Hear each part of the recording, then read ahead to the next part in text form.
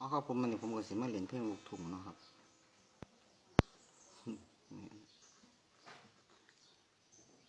ซื้อเพลงหมาหัวเนาครับ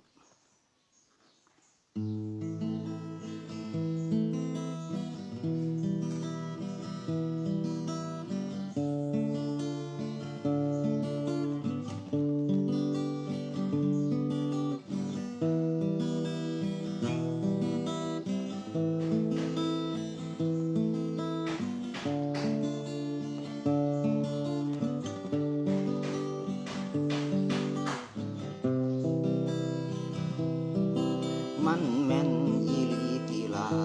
บ่แม่นเขาลือของเทบ้านแม่นบ่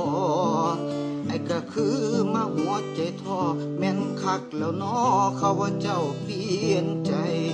เจ้าทิ่มความหักเอาไว้เจ้าทิ่มไอ้ไปนำเขาคนใหม่ไอ้เจ็บอยู่ในใจหน้าเอิกข้างซ้ายไอ้เจ็บแปะตาย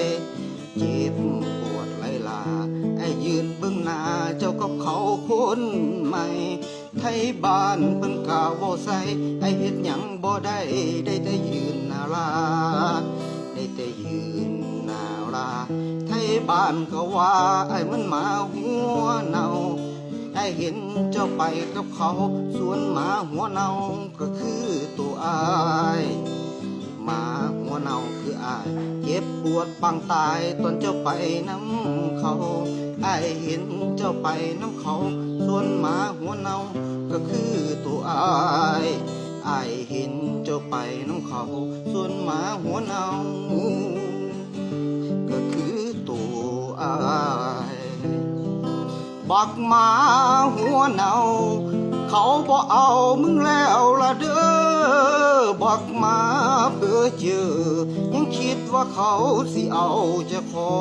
งบักหมาเน่าโอ้ยบักหัวเน่าเขาบ่เอามึงดอก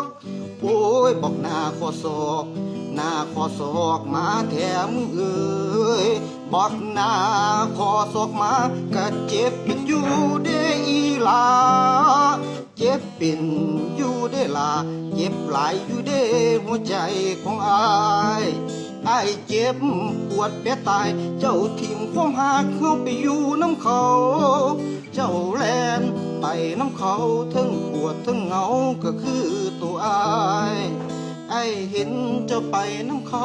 ทั้งเศร้าทั้งเหงาก็คือตัวอ้าย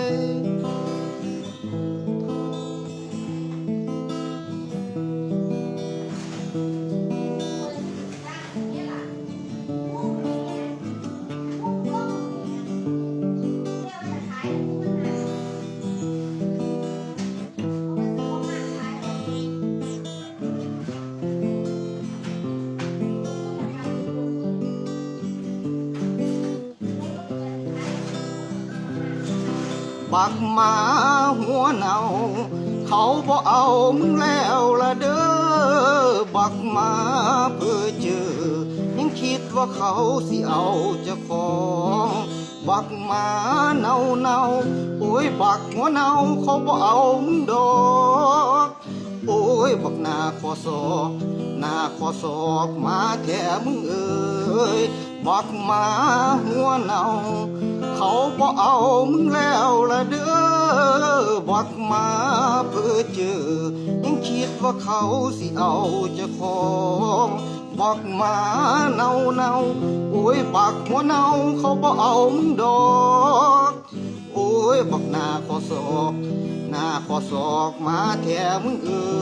ยบักหน้าขอศอกมาก็เจ็บเป็นอยู่เด้อีหลาเจ็บเป็น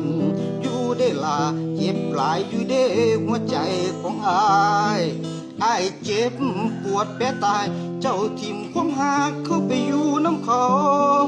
เจ้าแล่นไปน้ำเขาถึงเศร้าถึงเหงาก็คือตัวอ้ายบอกมาหัวเน่าคืออ้ายเจ็บบ่พอตายดอกเด้ออีหลาทั้งเจ็บก็เจ็บอยู่ล่ะไอ้เจ็บอยู่ล่ะเจ็บหน้าอกข้างซ้ายบักหมาเพื่อเจอยังคิดว่าเขาสิเอาเจ้าของ เขาบ่เอาจากของบ่เอาจากของดอกบักหมาหัวเนาบักหมาเพ้อเจอยังคิดว่าเขาสิเอาจากของเขาบ่เอาจากของบ่เอาจากของดอกบักหมาหัวเนาโอ้ยบักหมาหัวเนาเขาบ่เอา เฮ้ยแต่มันกี่ขาดมากินสุยามาเนาะบักกี่ขาเอ้ย มึงดอกบากหมา กี่ขากินได้สุมา เพลงนี้หมาหัวเนานะครับลูกทุ่งแม่ผมมากวนผมครับ มือแม่ผมครับ นี่ครับกวนผมดีครับอีหลีครับ ผมเฮ็ดลงคลิปบ่ได้ลงดีหรอกครับ เมียนอยู่คลิป เพลงนี้หมาหัวเนาครับ ลู ผู้ ก ใด ทุ่ง โทร ครับ มากูถาม